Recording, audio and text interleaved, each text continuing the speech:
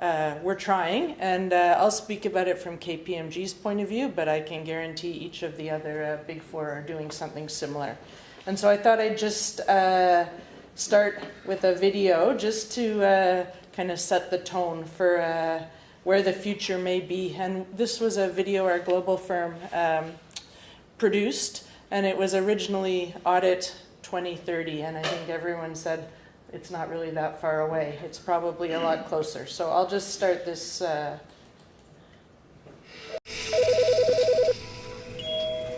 Lucy, how's it going? Hi, Hitesh. I've raised the issue that KPMG Clara identified overnight with the Lacuna CEO, Carscallen. He agreed something's not right and we need to investigate. Oh, does he think there's a risk? He's certainly concerned. He feels like sales growth in New Zealand may not be sustainable. Okay, well, I'll look into it and then I'll get Clara on it as well. Okay, great. Sounds good. I'm heading into the office now, so I'll catch up with you when I'm in. Okay, I'll see you later. Hello, Hitesh. How are you today? Oh, it's about to get very busy, Clara. Okay, so we need to do an analysis on the risk you flagged overnight on Lacuna's New Zealand subsidiary. So can we pull all of this data together, please, so that I can assess and make a file note? Okay, so let's start with financial and employee data, brand and market metrics. Then benchmark against the wider group's data? Oh, yes, and peer companies. Clara, can we just expand on these figures here, please? So this seems to suggest that there's a fraud underway and that they're misrepresenting sales in New Zealand. I think we need to brief this in. I'll set up a meeting with Charles and Lucy. So, as you can see, sales have grown 20% in a stable market, customer dissatisfaction is a growing social media trend, and people attrition is up 40%, particularly in finance and customer support. It doesn't look good. I'll need to notify the board. But please go ahead and organise a deeper dive as part of the ongoing audit. Will do. We need to assess the situation on the ground. I'm going to send in our fleet of drones to review activity. And Charles, I'll need to conduct interviews with key executives. I'll arrange that now. And thank you. Okay, so I'll get on to those interviews. And Clara, once they're done, can you review the data and drone footage overnight? Of course. Hitesh, can you reach out to Laura Schmidt, our fraud specialist, and get her to help identifying the extent of the fraud and who else may be involved? And Clara, can you review all communications, emails, instant messages, any relevant documentation, and pass it on to Laura as soon as it's done? Uploading data now. Let's catch up in the morning, once Clara's processed the information. Okay, no problem. I'll see you then. Morning. Morning, what have you found? Well, our drones can see that inventory isn't correlating with their claimed customer orders. So sales are being booked, then fraudulently reversed to bolster performance. And Clara, there are signs that it isn't just the sales teams that are involved when the fraud occurs. Is that correct? Yes. Consistent leaving times, coded email language, and how they behaved in their interviews. There are clear correlations. We have a significant fraud. I'll get in touch with Charles. This could be a big exposure for Lacuna. Well, at least the board can proactively deal with it now. And Clara, can you model the financial implications to give Lacuna a prediction as to where this leads them? Of course. Uploading data now. So, in conclusion, without additional capital, our team predicts the New Zealand business would not be a going concern, particularly now as it has a bank covenant issue. Okay. Lots to think about. Thank you, Lucy, Hitesh, for identifying this and your prompt action.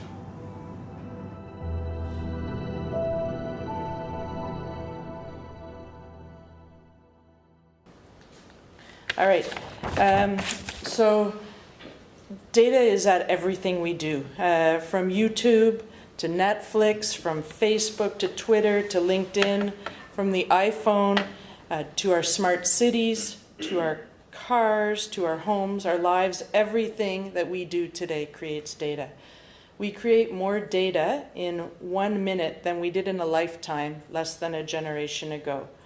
In just 60 seconds, 150 emails are sent, 150 million emails, 300 hours of content is added to YouTube, 3 million items are shared on Facebook, And for those of you that use Snapchat, almost 300,000 snaps are sent. And a lot of them probably come from my daughter.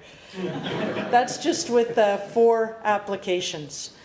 Technology is helping us to organize, understand, analyze, interpret large amounts of data. And we're trying to apply the same analysis of financial and non-financial data relevant to the audit.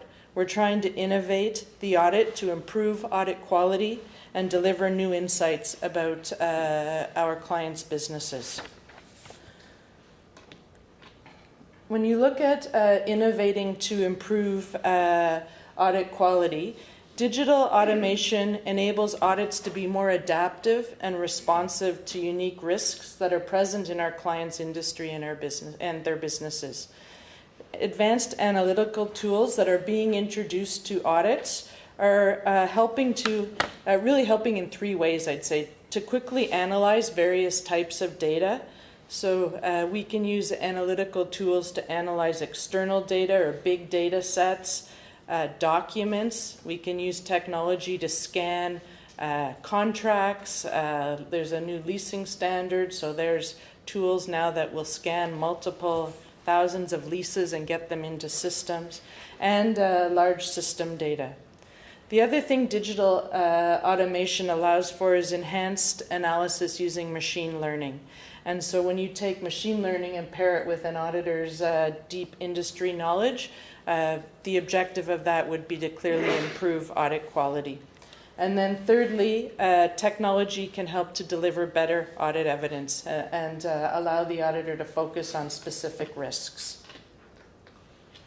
So when I look at the innovation journey at KPMG, as I said, I think each of the big 4 would have similar visions. We see cognitive and data and analytics as complementary, whereby cognitive technology may enable data and analytics to test complete data populations, identify a wider array of outliers and anomalies, and provide clients with new insights that can help them improve their business. When you look to the bottom left hand, that's your traditional data and analytics, where you use structured data and structured logic to help an auditor make judgments. As you move up the curve, you get to the larger data sets, the unstructured data, and that's where you start to see cognitive coming in to replicate or enhance human cognitive capabilities. Our experience indicates we are in the early days. So we at KPMG, when we use data and analytics, we are down in the left-hand corner right now. We have various pilots trying to pilot cognitive, but we're not anywhere close to using those to supplant substantive audit evidence. And that would be, I think, similar to what other companies are doing in terms of their experience with robotics. So for KPMG, we continue to work toward ultimately deploying cognitive technology as part of our audit approach. We believe it will ultimately enhance quality, transform how we use and understand financial and other data in the context of an audit. But as I say, it's a journey. We start out in very much the structured data right now.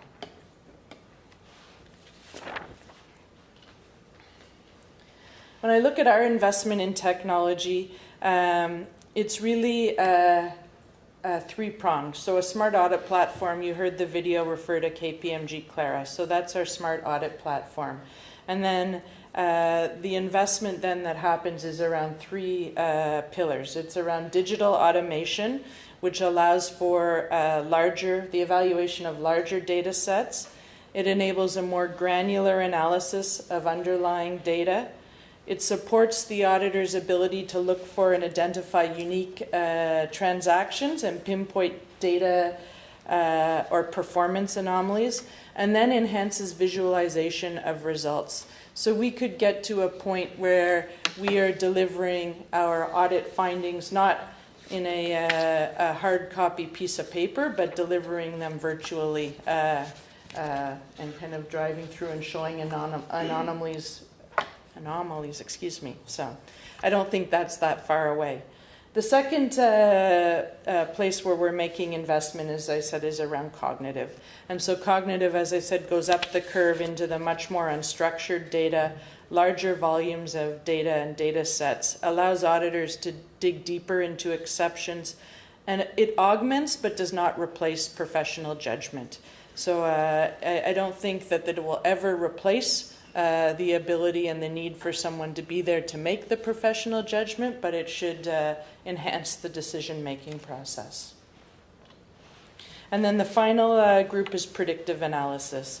And so that's using clients' data together with other industry data to really come up with better analytical results, capabilities, things like that. All of that needs to be pulled together, as I said, with a smart audit platform that allows our people to work smarter, brings all of the data and analytics capabilities into one interface.